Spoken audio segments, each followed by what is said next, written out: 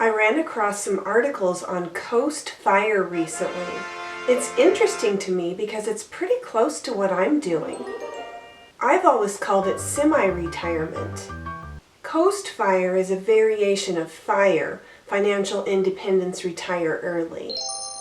FIRE promotes saving aggressively and retiring early. Coast fire has the goal to stop saving at a certain point.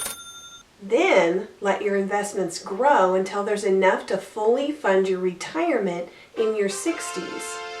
It's when you have enough in your retirement accounts that without any more contributions, your net worth will grow to support your retirement at a traditional age.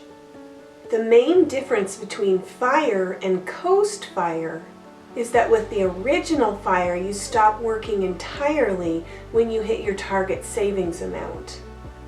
People doing FIRE usually want to escape the 9-to-5 grind. Coast fire is like a less intense version of the original FIRE. With coast fire, instead of resorting to super drastic lifestyle changes, you save wisely and coast smoothly to retirement.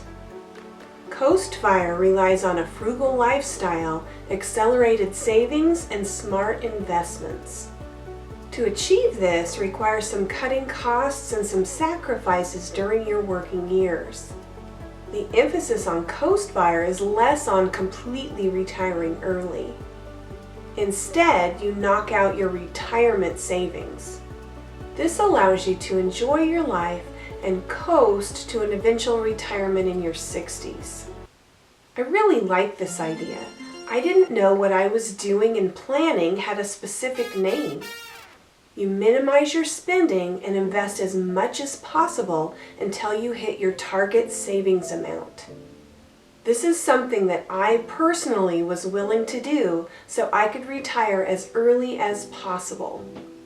The coast part means you keep working part-time or have some type of side gig after you reach your target savings amount.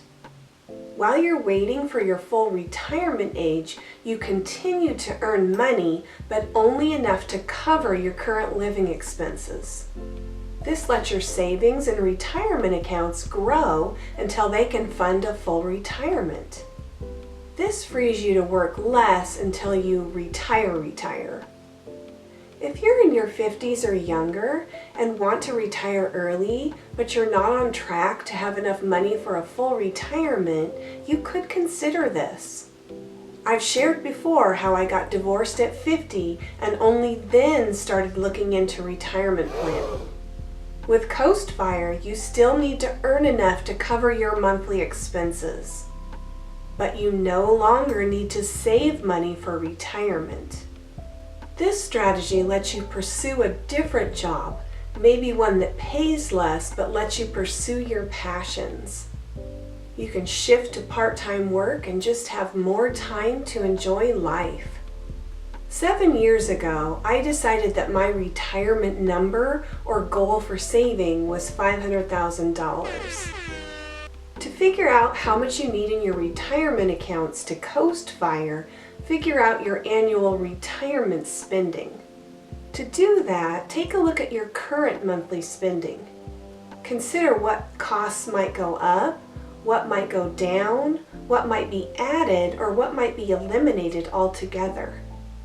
Two things frequently overlooked in retirement budgets are taxes and health care. Both could put an end to your early retirement if you don't plan for those.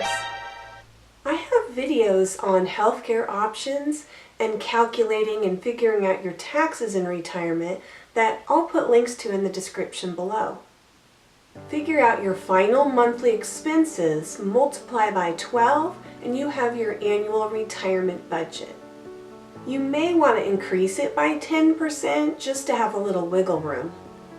With inflation, your spending will increase every year and your investments need to keep up with that.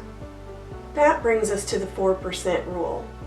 The 4% rule basically says in the first year, you'll withdraw 4% of your portfolio. In the second year, you draw 4% plus inflation, and so on. The 4% rule is good for planning purposes. You wouldn't want to pull 4% in a down market. This is where the bucket strategy comes in. I have a video about safe withdrawal rates and one about the bucket strategy that I'll also link in the description below. Here's how I decided on $500,000 as my retirement number. Retiring at 58 and a half, I'm guesstimating maybe 35 years in retirement. My annual retirement budget is about $45,000. I've paid off all debt and I live frugally.